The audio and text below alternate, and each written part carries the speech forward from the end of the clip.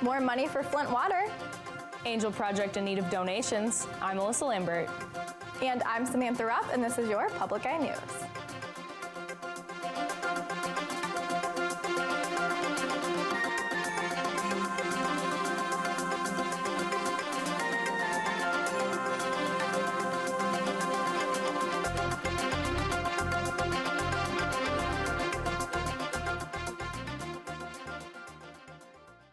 A man has now been cited for a traffic violation in relation to a crash that happened around 7 p.m. yesterday on US 41. Michigan State Police said the crash happened when Joshua Graveland of Negaunee crossed the center line and hit a vehicle being driven by Billy Hegaton, also from Negaunee. Hegaton was taken to UP Health System for her injuries. Her two juvenile passengers did not sustain any injuries. Graveland was cited for driving left of center. And theater students at Northern Michigan University will be ending the semester with one final production. But the pressure is on as it will be directed by those graduating this semester. Junior Dakota Vogel said that this is something new that the university is doing this year. They will have 4 shows being showcased within 6 days. The 4 shows being put are on our international stud, The Colored Museum, Love Notes, and Soul Truth. The plays will begin on February 11th and run through the 20th. Tickets will be for sale to both the public and NMU students. The plays do contain adult language and themes. The Escanaba Department of Public Safety is putting final touches on their new drug initiative, the Angel Project. Under the project, addicts will turn in all of their drugs, go through a screening process, and then a community volunteer or angel would drive them to the treatment facility downstate. A lack of funding is holding back the start of the program since it is donation-based. The Community Foundation for Delta County recently donated $10,000, and United Evangelical Covenant Church donated $500 to get the program started. Escanaba is the first department to participate in the Angel Project and is still looking for volunteers and monetary donations. And February is National Heart Health Month, and UP Health System Portage is doing their part to educate the community. A free presentation was given to the public on Monday about a new device that can help prevent heart failure. Heart rhythm specialist Dr. Rudy Ivanich discussed problematic heart rates and recommended the device over spending money on expensive medications. The Watchman device is permanently implanted and helps reduce the risk of heart failure and strokes. If you are interested in learning more about the Watchman device, speak with your primary physician. In downstate news, a deputy from Muskegon, Michigan shot an armed suspect after the male exposed a weapon outside of a high school. One other male and 2 females were also injured in the shootings that occurred in the parking lot. Their injuries are said not to be life-threatening. The shooting took place after a basketball game against Ottawa Hills High School. The deputy was confronted by the male who was holding a handgun, then brandished it towards him. The shooting is currently under investigation, but preliminary information shows the deputy acted in the proper way according to department policy. And Governor Rick Snyder has proposed spending millions of dollars in order to help with Flint's water crisis and update infrastructure, which includes lead water pipes in the city and across the state. $195 million will be for Flint and $165 million will be for the statewide infrastructure. The governor and legislature have already put more than $37 million towards the water crisis, including bottled water filters, testing, and health services. Flint is under a state of emergency until government authorities declare the drinking water to be safe. Another $30 million is going towards helping residents with 2 years of water bills dating back to when the water source was switched. And after the break, we'll have your national and international news. Stay tuned. This fall, Americans will go to the polls to elect the 45th President of the United States. America's next president will be forced to tackle the challenges of insecurity on the economy and on terrorism at home and abroad. Join us live from Milwaukee, where we'll be moderating the debate between Democratic candidates Hillary Clinton, Martin O'Malley, and Bernie Sanders. The PBS NewsHour Democratic Debate. Thursday at 9 p.m., 8 Central on Public TV 13. And welcome back. For nearly 50 years, Saran says he doesn't remember fatally shooting Senator Robert F. Kennedy in Los Angeles that put him in prison for life. During his 15th parole hearing today, he told officials about his regret, but still said he could not remember the events of June 5th, 1968. The parole board ruled that Sirhan hadn't shown enough or sufficient remorse and has no understanding of the enormity of his crime.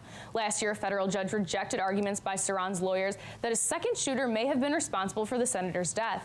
Some even say the Jerusalem native is innocent because the fatal shot came from behind when Kennedy was facing Sirhan.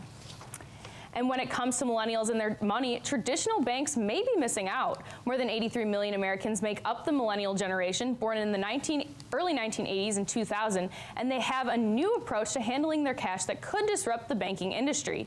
CBS News correspondent Danielle Nottingham reports from Los Angeles.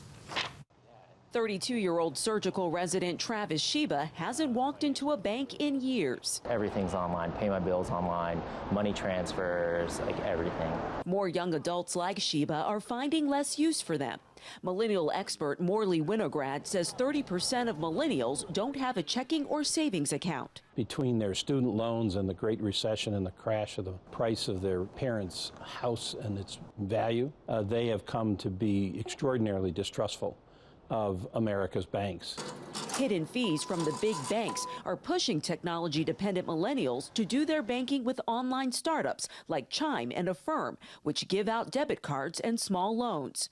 Mobile payment services like Venmo allow peer-to-peer transactions and process hundreds of millions of dollars a year. They just don't see any purpose to all the costs associated with banks when so much can be done online. Bankrate estimates 63% of millennials aged 18 to 29 don't even have a credit card. You really have to think about trying to maximize your limited financial power so that you're not putting yourself in a hole for the future. Analysts say the big banks need to pay attention. A recent survey by Viacom found millennials would rather go to the dentist than listen to a banker. Danielle Nottingham, CBS News, Los Angeles. The federal government, according to the Highway Safety Agency, says computers that control cars can be considered like humans. The National Highway Traffic Safety Administration's redefinition of driver is a huge break for Google and their self-driving cars. Google still has a long way before the cars can get on the road in vast amounts, though. Although the agency said it fits the term driver, it didn't allow other concessions, and plenty more federal rules would have to be changed to allow the cars. The agency has rejected many of Google's claims that their cars meet the federal auto safety standards, which include a requirement for foot and hand brakes. And the number of Zika virus cases in the U.S. is on the rise. Overnight, health officials confirmed 66 cases in Americans who have traveled to Zika-stricken countries. Don Champion has the latest. The mosquito-borne Zika virus even caught the attention of the Director of National Intelligence Tuesday during a hearing on global threat assessment. Well, the Zika virus, first detected in the Western Hemisphere in 2014, has reached the U.S. and is projected to cause up to 4 million cases in this hemisphere. There are now 66 cases in 17 states and Washington, D.C. One of the latest is in Indiana. The patient did have a travel history to Haiti, which is an area where we know that there's documented Zika virus transmission occurring. The vast majority of Zika is spread by the Aedes aegypti mosquito, which is seen primarily in the southern states. While there hasn't been transmission by mosquitoes within the U.S. yet, the CDC fears it could only be a matter of time. We do think it's likely that we'll have limited local transmission in some of the southern states. In the winter months now, we have a chance to really try to get ahead of this. In hard-hit countries like Peru, fumigation efforts press on. Experts say wearing insect repellent is one way to avoid Zika. Consumer Reports recently tested 15 kinds. We found that the insect repellent that was most effective against the type of mosquito that carried the Zika virus were the ones that contained 20% picaridin and 25% DEET. The World Health Organization calls Zika a global health threat. Don Champion, CBS News. And stay tuned, because after the break, we'll be back with your weather and sports.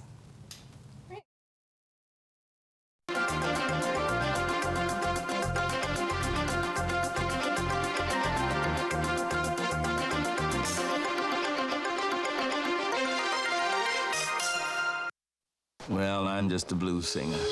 American Masters presents B.B. King, born a sharecropper's son, Riley B. King. He's the king of the blues. B.B. King's not just great. He's like great. Just like, unbelievable. Join us for his legendary sound and powerful story. B.B. King, The Life of Riley, on American Masters. Friday evening at 9 on Public TV 13. And welcome back to Public Eye News. As you can see behind me, it is still a little snowy, but most definitely temperatures are very cold, and if you're driving, please be safe out on those roads. Currently, we have a temperature of 12 degrees, winds north-northwest at 25 miles per hour, and a barometric pressure of 29.9 inches and falling. And tonight we can expect more snow with a low of 7 and winds northwest at 14 miles per hour. Tomorrow, more snow with a high of 18 and winds west-northwest at 10 miles per hour. Taking a look around the UP in Sault Ste. Marie, they have sunshine with a temperature of 6 degrees, Manistee 12 and cloudy, down in Escanaba 14 degrees and mostly cloudy, and down in Menominee 13 degrees and sunny. Over in Iron Mountain, we have 9 degrees and mostly cloudy, Ironwood 9 degrees and cloudy, up in Houghton 9 degrees, also cloudy, and back here in Marquette 12 degrees and snowing. Let's take a look at your weather ahead. On Friday, we can expect a high of 6, a low of -2, and snow. Saturday, a high of 6, a low of -1, and more snow. And on Sunday, a high of 21, a low of 16, and cloudy skies. So I know Michigan residents might look forward to those warmer temperatures, and they're very excited, but Michigan State fans aren't too excited right now. Yep, Michigan State fans have another reason to not like Purdue today. Number 18, Purdue turned Tuesday night's game into an impromptu senior night celebration. Raphael Davis, the Boilermakers' defensive stopper, played the offensive game of his life. A.J. Hammonds, the 7-foot center who patrols the post, nearly posted a triple-double, and together they refused to let number 8 Michigan State beat them again.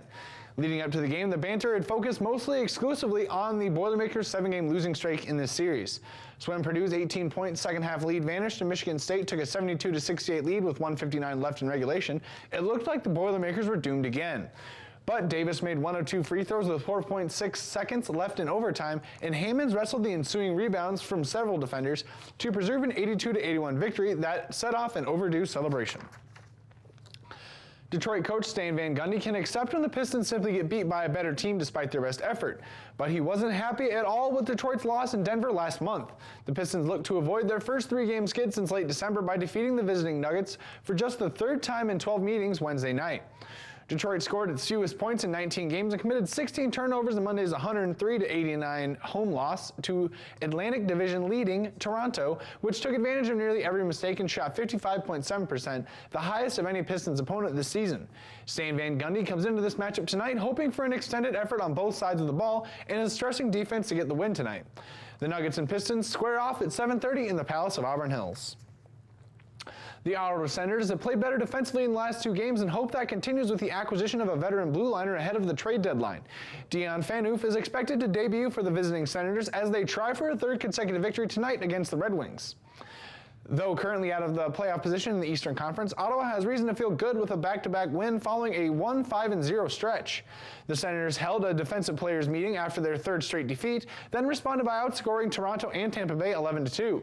Pavel Datsyuk has 4 points in 2 games after scoring twice in Monday's 3-0 victory over the Panthers. Petr Mrazek, who made 23 saves for his 2nd shutout in 5 starts, has won 9 of 12 and owns a 1.18 goals against average with a .955 save percentage in his last 11 games. Well, hockey players are some pretty rough dudes, but I know for a fact that Pavel Datsyuk, I think at least, still has all of his teeth. I hear a lot of players kind of enjoy not having teeth. Yeah, it's a stereotype that's widely accepted. Many athletes play through the pain, but typically hockey players grin and bear it. San Jose Sharks defenseman Brent Burns is just one player who embraces the missing teeth stereotype. He's missing 3 of his real teeth, and a 4th is hanging on by a thread, yet he often chooses to leave behind his cosmetic teeth. Many hockey players see losing teeth as a rite of passage, despite many progressive moves by the league and teams having dental chairs in the arenas.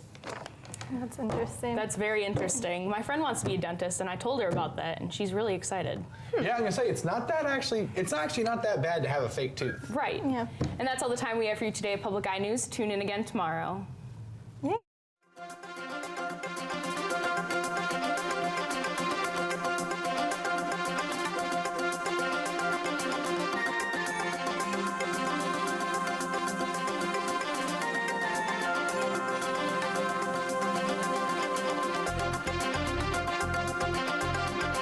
Preceding program was produced in studios located in the Edgar L. Hardin Learning Resources Center by WNMU TV, Northern Michigan University Public Television.